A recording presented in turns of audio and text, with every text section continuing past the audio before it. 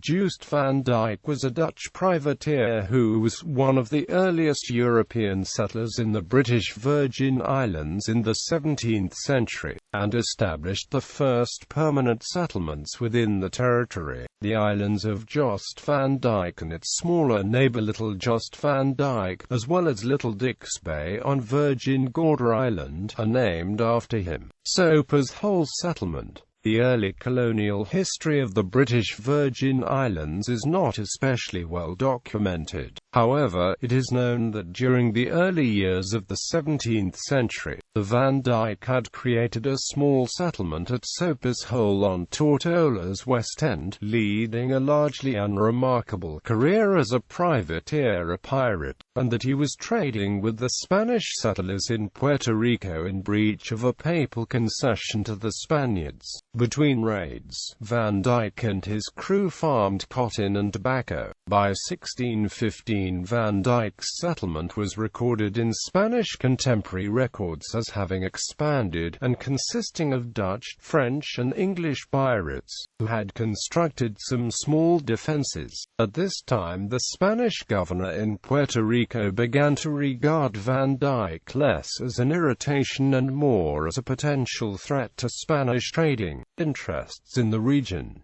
However, at the time the Dutch Republic and Spain were subject to a binding truce. When the truce came to an end in 1620, Van Dyke perceived his potential vulnerability, and built a more substantial earthen fort at what would later be named Fort Recovery Road Town Settlement. By 1625, Van Dyke was recognized by the Dutch West India Company as the private patron of Tortola, and had moved his operations to Road Town. During the same year, Van Dyke lent some limited support to the Dutch Admiral Boudewijn Hendricks, who sacked San Juan, Puerto Rico. In 1628, Dutch Admiral Piet Hein plundered the Spanish treasure fleet, and these two attacks stung the Spanish to retaliation. In September 1625, the Spanish led a full assault on the island of Tortola, laying waste to its defences and destroying its nascent settlements.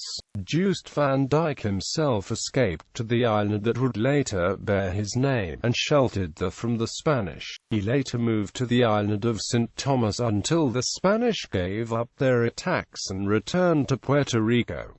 Barras Bay Settlement. Despite the limited economic importance, the Dutch West India Company still considered the Virgin Islands to have an important strategic value, as they were located approximately halfway between the Dutch West India Company's colonies in Brazil and New Amsterdam. Under the orders of Peter Stuyvesant, the director of the Dutch West India Company, Van Dyke built large stone warehouses at Freebottom, near Port Purcell, with the intention that these warehouses would facilitate exchanges of cargo between North and South America. Fearing a repetition of the recent attack, Van Dyke erected some small earthworks on a 3-cannon fort above the warehouse, on the hill where Fort George would eventually be built by the English. He also constructed a wooden stockade to act as a lookout post above Road Town on the site that would eventually become Fort Charlotte. He also stationed troops at the Spanish Donjon, near Pockwood Pond, later to be known as Fort Purcell, but now ordinarily referred as the Dungeon. Virgin Gorda Settlement. In 1631, the Dutch West India Company expressed an interest in the copper which had been discovered on Virgin Gorda.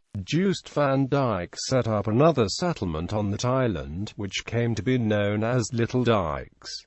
Decline of the Dutch West India Company. Notwithstanding the strategic location of the settlements, or the discovery of copper, the settlements were not an economic success, and the evidence suggests that Van Dyke spent most of his time more profitably engaged in privateering. The lack of prosperity of the territory mirrored the lack of commercial success of the Dutch West India Company as a whole. The company changed its policy, and it sought to cede islands such as Tortola Tortola and Virgin Gorda to private persons for settlement, and to establish slave pens. The island of Tortola was eventually sold to William Huntham at some point in the 1650s, at which time the Dutch West India Company's interest in the territory effectively ended. Death. In September 1625, Joost van Dyk's recorded involvement with the British Virgin Islands came to an end. He is believed to have died in or after 1631.